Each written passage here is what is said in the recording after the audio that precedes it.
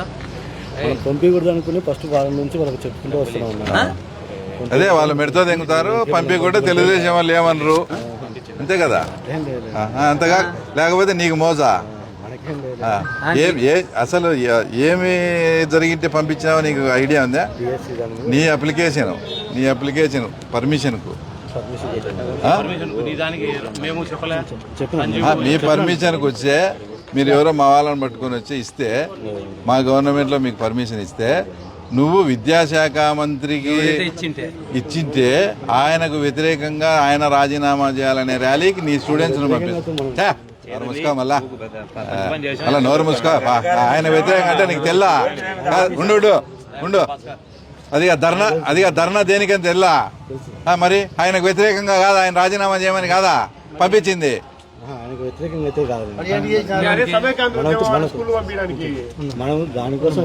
మరి నువ్వు పంపించినావా లేదా? ఆ ధర్నా ఉద్దేశం ఏంటి? లోకేష్ గారు రాజీనామా చేయాలనే కదా. ఇంకా మళ్ళీ నువ్వు పంపించలేదంటే ఇంకా నేనేమనాలా?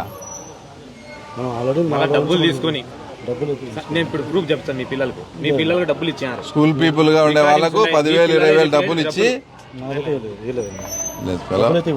బంధువు మా వాళ్ళందరికీ బంధువు, నువ్వు మా వాళ్ళందరికీ బంధువు, అందరికీ తెలుసునని నువ్వు ఇట్లా చేసేది మాకు.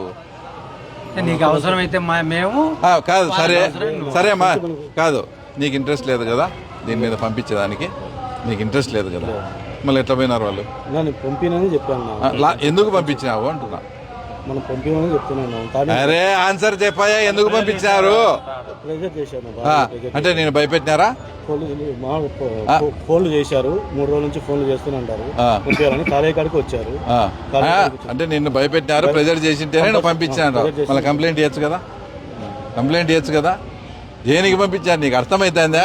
మైండ్ విద్యాశాఖ మంత్రి రాజీనామా చేసేదానికి ఒక ఎడ్యుకేషన్ ఇన్స్టిట్యూట్ పెట్టుకునే నువ్వు మైనర్ అయినటువంటి పిల్లలను తల్లిదండ్రుల అనుమతి లేకుండా నువ్వు పంపించడం, ఆడ గేటు దొబ్బుకొని లాఠీ చార్జ్ జరిగిందా?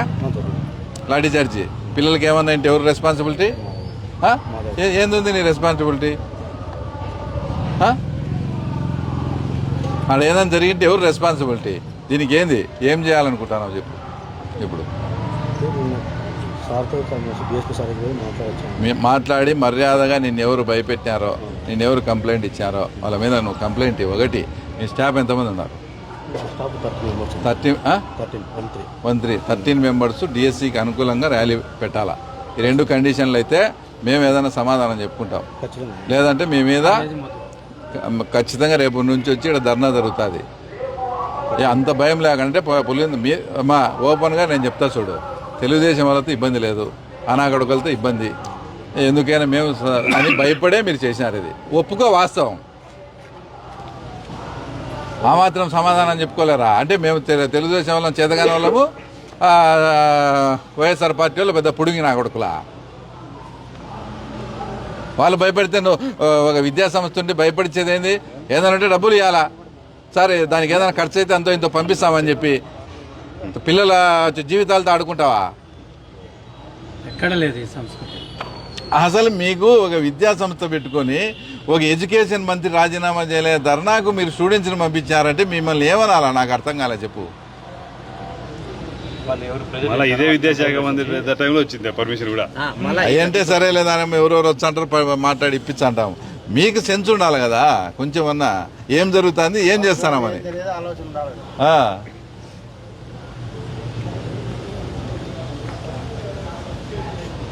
మేము అది చెప్తాము, డిఎస్సికి అనుకూలంగా మీరు ధర్నా చేయాలి. ఇది ఎందుకంటే నాకు ఇట్లాంటి ఇష్టం ఉండదు. నేను ఈరోజు మీ స్కూల్లోకి కూడా వచ్చి రాకుండా కాంపౌండ్ వాళ్ళ నుంచే ఎందుకు మాట్లాడిపోతానా? పిల్లలకి ఇలాంటివన్నీ తెలియకూడదు, వాళ్ళని డిస్టర్బ్ చేయకూడదని మాకు అట్లా మా పార్టీ ఉద్దేశం. అట్లా వాళ్ళ మాదిరి వచ్చి బెదిరితో గవర్నమెంట్ వచ్చి 2 సంవత్సరాలు అయింది. మా ఏ దానికన్నా మిమ్మల్ని మేము వాడుకునేవా? ఎందుకు మళ్ళా అంటే వాళ్ళు ప్రతిపక్షంలోని భయపడతారు, మేము ఏదైనా వాడుకునేమో. కొంచెం అన్నా మీకు అది కూడా ఉండాలి కదా. ఏ బిజినెస్ పీపుల్స్ కానీ, ఏ విద్యా సంస్థల యాజమాన్యాన్ని కానీ మేమేమన్నా బెదిరియడం కానీ డిమాండ్ చేయడం జరిగిందే? వాళ్ళు ఈ బుద్ధి చెప్తే వాళ్ళు ఏదో చేస్తారని భయపడిపోతే ఎన్నాళ్ళని బానిస బతుకులు ఇట్లే ఉంటాయి. మీరు మీ పిల్లలు కూడా దీంట్లో చదువుతారా? సరే, ఈ 2 కండిషన్లు అమ్మా. రైట్, ఇక్కడ మీ కాలేజ్ దగ్గరికి వచ్చాము. పొరపాటు అయిపోయింది ఏం పొరపాటు ఏం లేదులే, వాళ్ళు మెడతో కొడతారు, తెలుగుదేశం వాళ్ళు పట్టించుకోరని చేసినావు, దానికి ఏం లేదులే. ఇప్పుడు అలా ఎప్పుడు లేదు మీ మాట ఎప్పుడైనా మీకు కాదన్నా ఉన్నా. అసలు మేమేమన్నా మిమ్మల్ని అడిగినామా నువ్వు కాదన్నావు?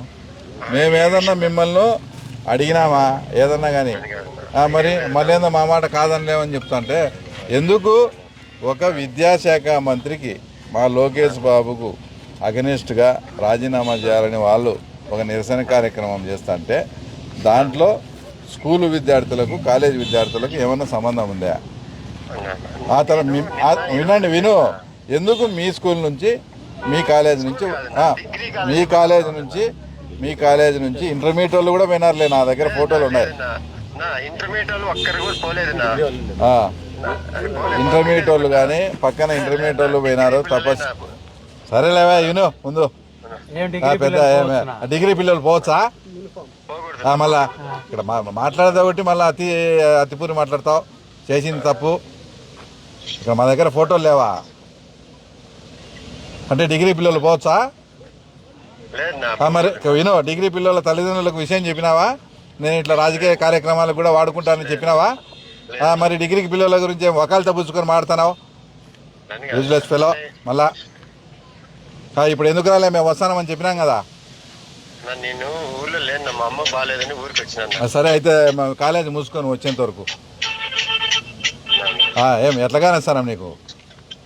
తప్పు చేసి మళ్ళీ మేము వస్తానమని చెప్తే కూడా వీటికి వచ్చి సమాధానం చెప్పుకోవాలి కదా. నిన్న నుంచి నేను లేను, నా ఊర్లో ఉన్నాను, బయట ఉన్నాను, అమ్మ బాగాలేదని వచ్చినాను. వచ్చేదానికి తమరికి ఎన్ని రోజులు పడుతుందో టైం? సాయంత్రానికి అట్లా వస్తాను, కలుస్తాను మిమ్మల్ని. నన్నేం కలిసొద్దు. ఇప్పుడు మీరు విద్యార్థుల జీవితాలతో ఆడుకొని మా లోకేష్ బాబుకు అగెనిస్ట్గా చేసిన దాంట్లో ఒక విద్యా సంస్థను నడిపే నువ్వు ఎట్లా మీరు పాల్గొంటారు మీ విద్యార్థులు? చెప్పు నాకు. ఇదేమన్నా కార్గిల్ యుద్ధానికి సంబంధించిన విషయమా, లేక సమయ కేంద్రాలకు సంబంధించిన విషయమా, లేక పిల్లల భవిష్యత్తుకు సంబంధించిన ర్యాలీనా? నా కొడుకులు బుద్ధి లేక మిమ్మల్ని అడిగితే మీరు పంపిస్తారా? కేవలం మిమ్మల్ని ఇది జరపకుంటే మా కాలేజీలు ఉంటాయి లేదని భయపడి మీరు పంపించారు, అంతేనా? జరిగింది వేరేనా? ఆ ప్రెజర్ వచ్చింది కాబట్టి మీరు కంప్లైంట్ ఇవ్వండి.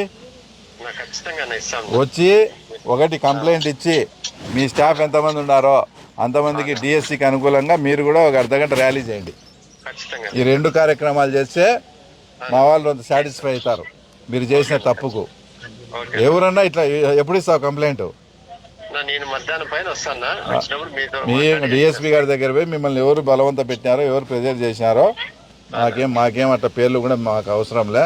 మీరే పేర్లు ఇచ్చుకొని నిజంగా ఎవరు ఫోన్లు చేసినారో మీరు కంప్లైంట్ ఇవ్వండి. ఒకటి, రేపు మీరు తప్పు చేసినారు కాబట్టి, లేకపోతే మాకు ఇట్లాంటివి నచ్చవు, మీరు తప్పు చేసినారు కాబట్టి మిగతా స్కూల్ వాళ్ళు కానీ ముఖ్యంగా వైఎస్ఆర్సీపీ వాళ్ళకి బుద్ధి రావాలంటే మీ స్టాఫ్ ఓన్లీ మీ స్టాఫే, విద్యార్థులు కాదు, ఓన్లీ మీ స్టాఫ్ వరకు డిఎస్సికి అనుకూలంగా తర్వాత మీరు కూడా పులిందలో ఒక ర్యాలీ నిర్వహించాలా. రైట్, థ్యాంక్ యూ అమ్మా.